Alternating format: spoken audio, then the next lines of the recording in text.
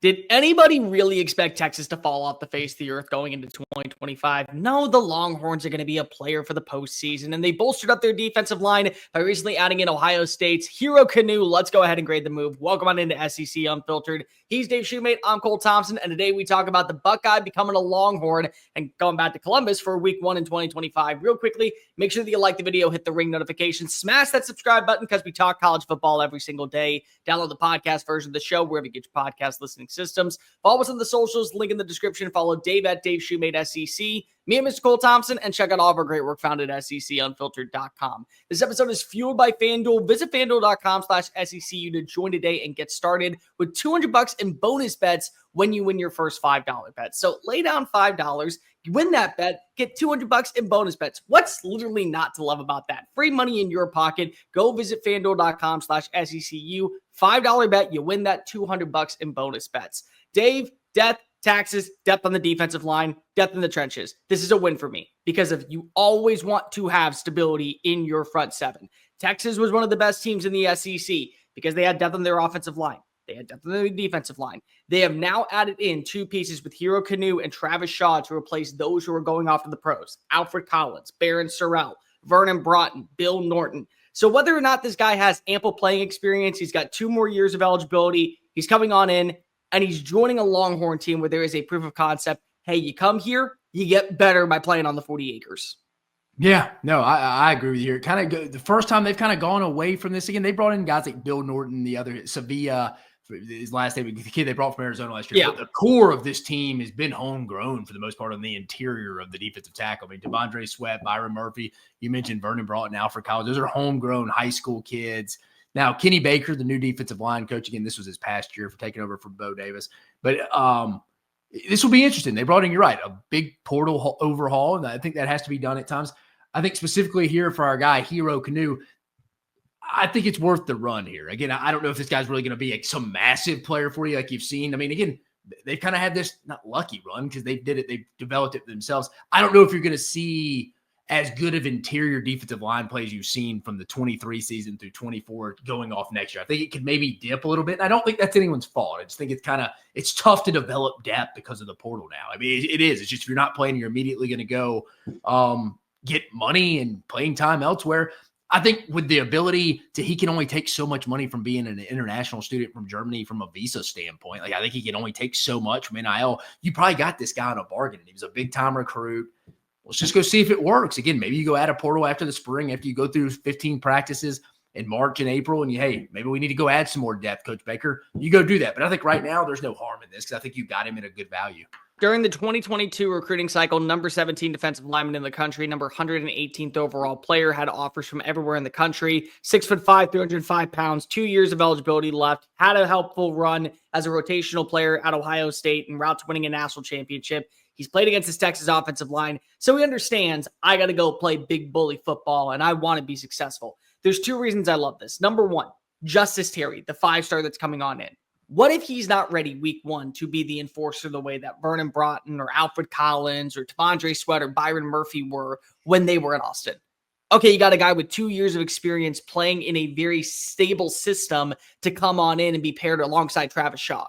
So whether or not he's the long-term answer, it allows you to rest your younger players and let them develop. Now, if they hit the ground running, by all means, throw them to the wolves and let them figure it out on their own. But it gives you a secondary option. The other thing I love about this, Dave, he had offers from other SEC schools. Georgia wanted him. Florida wanted him. Texas A&M was going to make a ploy for him. So there were schools in the same conference that could have eventually utilized Hero Kanu and promised him, hey, you're going to be a starter, 3-down player. We're going to give you 45% of reps per every drive. And he may end up living up to that.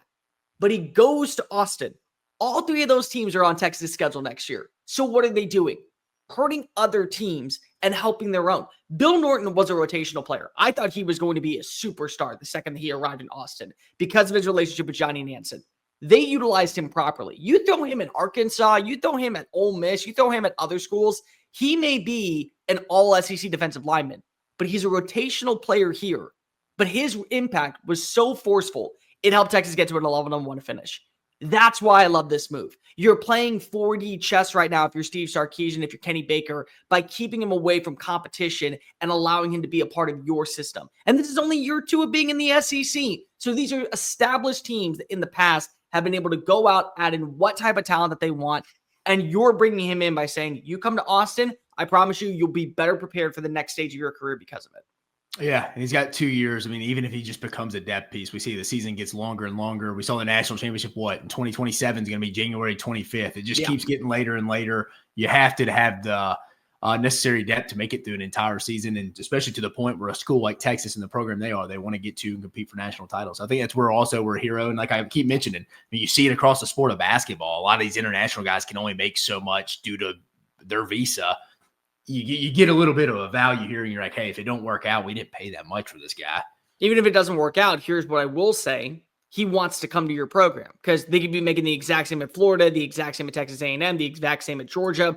Something Kenny Baker said sold him on the idea of what he could do down in Austin. I think that's a big, big deal. And the depth chart. I mean, there is play there. I mean, Yeah. if you look at it, I mean, you lose your top 2 guys. So I just think next year it's going to have to be a reality Texas fans are going to have to accept is, hey, I mean, you aren't going to be as good on the interior. I don't think you've been the last 2 years. And I think even anybody who wears, I guess you'd say, the brightest burnt orange glasses would tell you, yeah, I get that. There's going to be a little bit of a drop-off because you've been so good there. It's more of a compliment to how good the room's been the last 2 years. He could play, but honestly, you should play, especially at FanDuel. Super Bowl 59, 1 game, 2 teams, endless possibilities, and there's no better way to make play even more exciting than with FanDuel Sportsbook. Whether you're predicting the first touchdown, who will take home the MVP trophy, or even the coin toss, FanDuel makes it easy to place your bets and feel the thrill of every moment. With live betting all game long, you can jump into the action, adjust your bets, and ride the wave of excitement from kickoff to the final whistle. Plus, to make the Super Bowl even sweeter, new customers can score $200 when you make your first bet. Just place $5, and if you win,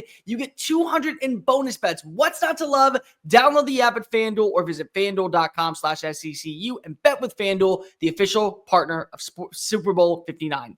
Disclaimer: must be 21 plus and present in select states for Kansas and affiliation with Kansas State Star Casino, or 18 plus in DC. First online real money wager only. $5 first deposit is required. Bonus issued with non-withdrawable bonus bets which expire 7 days after receipt. Restrictions apply. See terms at sportsbook.fanduel.com. Gambling problem? Call 1-800-GAMBLER or visit fanduel.com/RG. Call 1-888-789-7777 or visit ccpg.org/chat in Connecticut or visit mdgamblinghelp.org in Maryland. Hope is here. Visit gamblinghelpline.ma.org or call 800-327-5050 for 24/7 support in Massachusetts, or call 1-877-8-HOPE-NY or text HOPE-NY to New York. All right, Dave, let's go ahead and break down this move as we always do. Elite, all league, winnable plus, winnable minus. Where does Hero Kanu fall on the line? Yeah, quickly, guys, going over this. This is a dumbed down, I should say, broken down version of a Dan Lanning, Kirby Smart, how they grade their rosters over at Georgia and Oregon. Again, it's broken down more so because Bill Belichick, Nick Saban's critical factors, way too long, takes too long to do now with how quick recruiting is. So elite, all league kind of speak for themselves. A lot of players aren't really going to be here. I mean, these are the Derrick Henrys, the Derek Stingleys, the Walter Nolans of the world. They're as Coach Rick always used to say, my wife could tell you this kid's a really good player. It's stuff like that, where like you just turn on the tape and anybody could tell you. So I think those are the no-brainers. You're not going to sign, again, the handful of schools. Well, this isn't going to be predominantly your team. If you want to have a playoff team, you got to be in this winnable plus range at about 50-60%. Every 10 players you're grading on your roster, if you're grading them objectively, you're like, we're winning because of this guy, and it's about 50-60%. You're doing a hell of a job evaluating, and you probably have a college football playoff roster your team does. And then winnable minus. It's not, don't look at the minus as a bad thing. It's just you can win with, not because you got to surround them with other people. That's kind of where I think Hero Kanu fits in a little bit. I think it kind of goes back to, the PPI. I remember Brandon Collier, he handles a lot of these international kids. And there was a kid I actually watched yesterday, and I was doing some research. The Valdin Sone kid from Sweden, he's connected to this whole group that our guy Hero's involved in. So sometimes, again, they don't have to pay him as much, and it may just be, hey, let's bring this kid on because we got the big kid down the road from Sweden in the 2026 class that, hey, Brandon Collier may be able to help us out down the line. That's kind of how recruiting works a little bit. Scratch my back, I'll scratch your back. Hey, if Hero Kanu comes on from a big program like Ohio State and helps us, and he's a depth guy, So be it, dude. We're fired up. We'll take it. But you know what? We may be planting the seed for a bigger prospect down the line. It has kind of the same connector because he deals with all the international kids. I think he's a depth piece. That's how I would look at this if I'm Kenny Baker, Steve Sarkisian. I think winnable plus. He's got to be set up for success around some other people as well across the board. So I think anything higher, I think it's a little bit of a reach. But I'm going to go winnable minus here, Bear. Winnable minus, but I will say it could turn into a winnable plus. Let's just get this out of the way. Number one, you need depth. Always need depth. Whenever you get depth on your offensive or defensive line, it's a massive win for me. I will stand on that for as long as I live, as long as I'm on this podcast and the show. If you get depth in your trenches, it's an automatic qualifier for at least winnable minus. The things that I like. Number one, comes from a major program, comes from experience of playing in a high pedigree at Ohio State. Had 123 snaps this past year, helped Ohio State get to a national championship. Number two, if you need him to start, he probably can't start. Now, I'm not saying that he has to start 100% of reps, but if he has to go out week 1 against Ohio State and he plays 80% of reps and the next week it's 62 and the week afterwards it's 41 and then it's 83 and then it's 42 and then 22, whatever it is, guess what? He's adding in value to your defensive line. He's going to have an entire offseason to be able to learn what Kenny Baker wants to do in this front seven. Thirdly, and probably the most important, he ain't going to Florida. He ain't going to Georgia. He ain't going to Texas A&M. Who is on your schedule next year? Florida, Georgia, Texas A&M. You cannot afford to lose those games and have a guy like Hero Kanu be the reason why on third down, CJ Baxter is getting stuck behind the line of scrimmage and you're forced to punt.